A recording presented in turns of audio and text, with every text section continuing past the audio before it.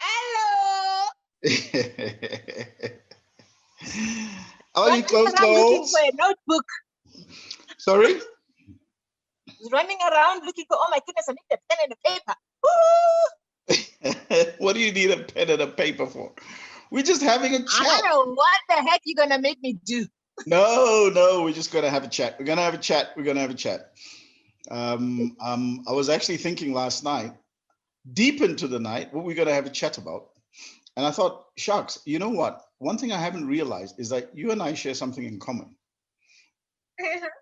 We went and studied something and then went and relearned something completely new. I mean, I did, psychology and contemporary studies. You did? I was saying, I know you did psychology. Yeah, and contemporary studies is a funny word for the economics of the EU. I mean, we're basically studying at the time. Remember, the EU was being formed. It was a grand idea. And well, I don't know how grand it is now, but it was the whole economics of the EU.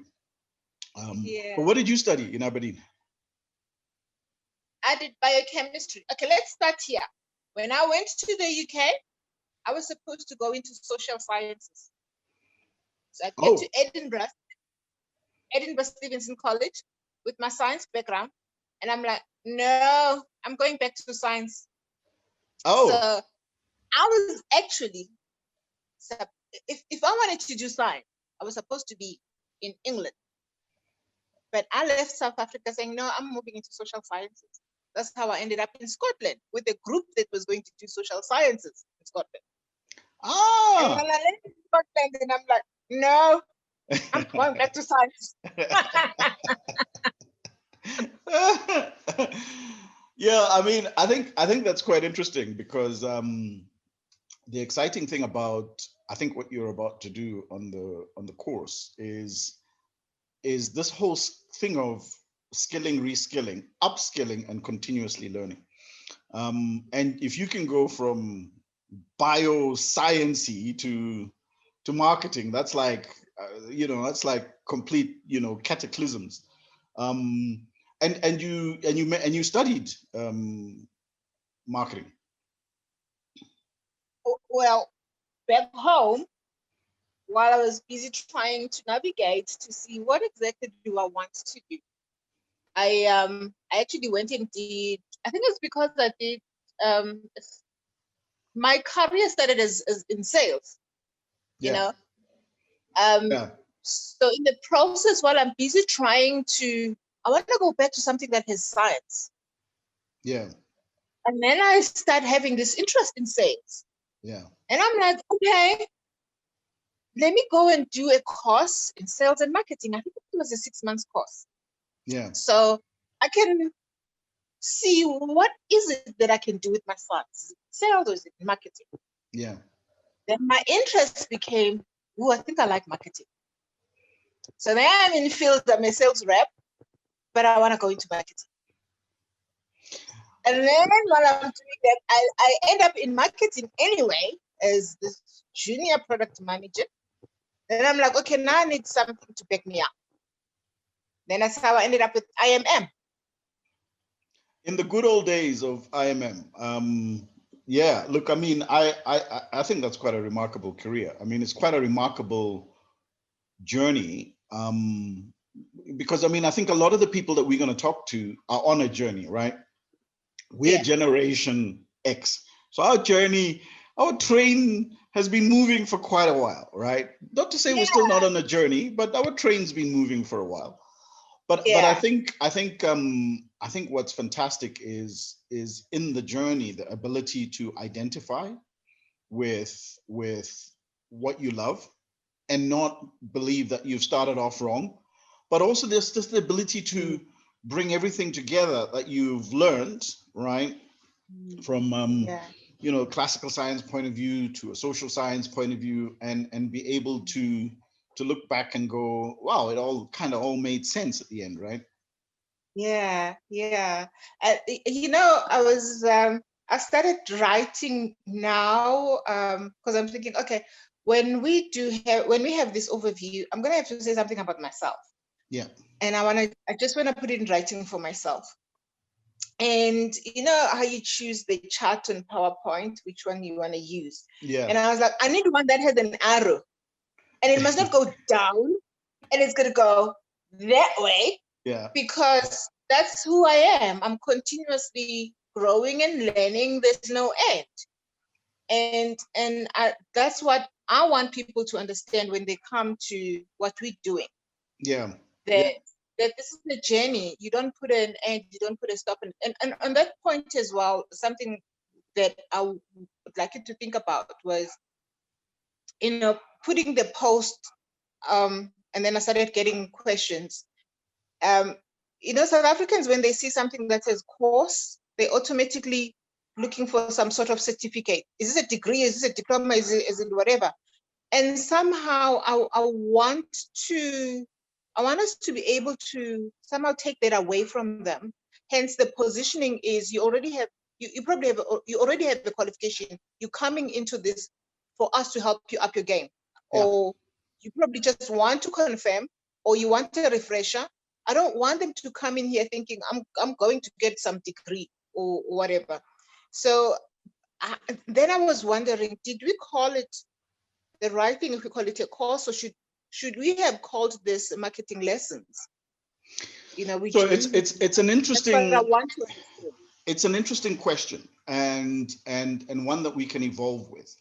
But I'll tell you why. You know, so one of the challenges that, let me start globally, and this is my view. One of the challenges globally that the world's going to have to accept is that qualifications as a classical standard degree university dying, soon to die a death, right? Yeah. What is going to be the essential sort of component of the future? And that's going to be skills. So invariably, what you're doing is you are taking people who went and learned classical qualifications, right? Yeah. And you're going to skill them, because the conversation you're going to have with them is about the practicality of what it is that you've been learning. You know, this, I crammed for my exam and I've now got my degree thing. And now I can't remember a single thing that I was meant to do, is something that's going to have to end. So skills are going to be important. And what's going to be the critical element around skills? It's going to be upskilling, reskilling, learning, unlearning, all that sort of stuff. And I think there are two levels of skills that are going to be important. One is the ability to articulate it. So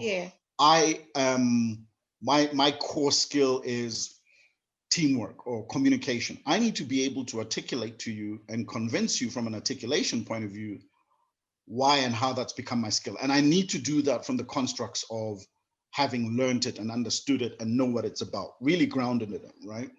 The second element that's going to be important is the practicality of it. So now that I've heard what you've said, Xoli, tell me how you do it, right? And then I have to give incite examples of where I've actually implemented this, or even show you where I've implemented it. So the idea of what I then did on ValueEd is to divide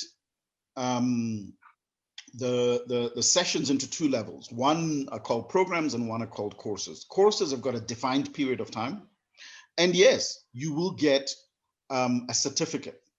We're not talking about accredited certificates. We are talking about your ability to come to Xoli in an interview and say, you know what, Xoli, I've actually been upskilling, reskilling, learning, unlearning this construct of marketing. And by the way, here are all my certificates. I did this at ValueEd. I did this at the Xoli Institute. I did this at the whatever. And that the person looking at that is only going to be interested in the fact that there are certificates and they can go back to these institutions and go, okay, yeah, they really do exist, right? The fact that they've been stamped with some great authority and called accredited, dying.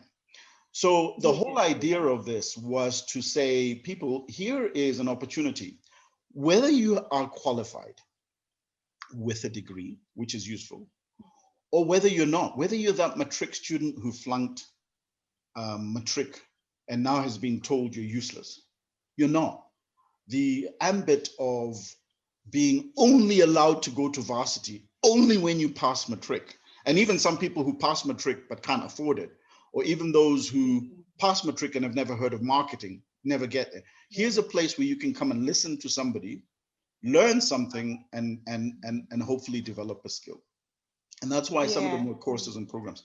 So the courses have got a defined period, right? And at the end of that defined period, based on attendance, you'll be able to say, you know, the brand manager, Xoli Makumsha, who is being, this is her credentials, has given me upskilling in these areas, right?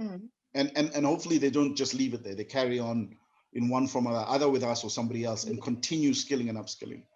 And therefore I've successfully completed this course. The other ones are called programs, and the programs are more designed to be ongoing. So you can come in and after 5 or 6 of them, jump out and go, you know what, I'm done. I think I have enough. Great. But then you can come back into the loop later on. So that was really the whole idea of defining courses, and at the end of all of them, you will be certified. But you will only be certified because if Xoli says this is the program and you come out of this with some level of certification, you have to complete, I don't know we haven't even made the rules yet, but 80% of that, or 90% of it. And then you can say, look, I'm thinking more of this, yes, to everybody who's degreed and etc. But I'm also thinking about that poor young person who loves marketing, but just has no access to it. One, because IMM is charging. There's a girl who works for me here, Larato. Did I tell you the story? Yeah, you told me. That paid so much money for online for 6 months. Yeah. And she can't even go to year 2 and she got distinctions. You go online, there are millions of courses that you can do. Yeah. But I think it's what was important for me, Vic, was that I want us to position us properly, that it's clear in our minds that this is the audience we're going for, and these are the reasons why we're suitable for you. This is the right place for you. Yeah. I want it. So that is clear in my mind. Who we're going for and so on. It was just the course thing that I was battling with. That what does this mean to the person who's coming here, especially when one of ex-colleagues, Hilton is actually, like, he responded on Facebook. And Hilton's background, he's in regulatory. He's a pharmacist. He does all those regulatory things. So if he's asking on his behalf, he's either interested in going to marketing, so he's curious, or he's thinking, hey, here's a course. And the people that are responding, it's people that know me and have that respect. You know, they've always looked up to me. Yeah. So I wanted to be clear that when Hilton does come and ask us the questions, that we'll answer. And the thing is that at $350, it's not going to be your Gibbs accredited course, right? So what it will be is that you will walk out of there with the level of understanding based on your experience and your skills that you can say. I mean, I've got lots of certificates here, from everything from 1980s learning how to shoot a gun to presentation skill, right? But they never back, if you think about it, back then when we did all these different courses where you got certified, right? We just threw the certificate away, right? We just I know. Now we're scrambling for them, right? Yeah, now we're scrambling for them, like, because I do think that young people, I think I've been reading a lot about this, and my wife, I'll forward you something that she sent me, which is, institutions universities have to start repositioning themselves. You can go into, somebody showed me, I can't remember what it's called, is it IVET or something, where you do online, on your own, ready to go courses, right? 2 months, 3 months, 6 months, you get a certificate. And what they're even doing is some of them are free, and you only pay after you want the certificate, right? And you can do courses from anywhere around the world. So I think when the questions that's going to be asked of people is, prove to me that you have the skill. And if you just produce a qualification, people are going to look further and further down the line, go, zero. Let me ask you the question again. Proved you need to be able to say, but look, I'm always learning this thing. I'm constantly learning. Oh, well, how do you show me? Well, these are the people that I'm really dealing with. Yeah. You know, on a year-to-year basis, who are upskilling me, and that's the mentality that I know that we're in the future, Xoli. Here's the other thing. One of my ex-graduates who's now a junior product manager, she responds, she's like, gee, Oscar, this is so cheap. I'm like, Yeah. Okay, so the marketer in me goes to, does cheap equate to, can I trust them? Or do they understand that we're saying it's about affordability and it's a long-term process, you know? So it's not cheap as in they don't trust themselves. But these That's are why they're valid coming points, and it's Yeah. something that we need to not assume everybody else knows, right? And hence Yeah. these conversations, right? So we're gonna send these out, right? So hence these Yeah. conversations, because again, the whole idiom of education has been expense. You know, there's a whole Yes. program that's about how much young people are in debt in the US to institutions. To go to Harvard is $50,000 a year, right? Yeah. So why are we allowing education and the learning, let's not even use the word education, learning principles to be that expensive, when actually I keep telling my, grade 12 son that half your curriculum is on YouTube. I can Google anything. It's true. Your whole curriculum is on YouTube. And if we had, remember how we used to back in the day, what were those little notebooks? Not notebooks, those books, those summary reading things that we used to have, right? That used to pass to each Yeah. other so that you didn't have to learn Yes. the whole of Shakespeare. You just read it and like. What did we call them? They called those, yeah. So you had these little summary things, right?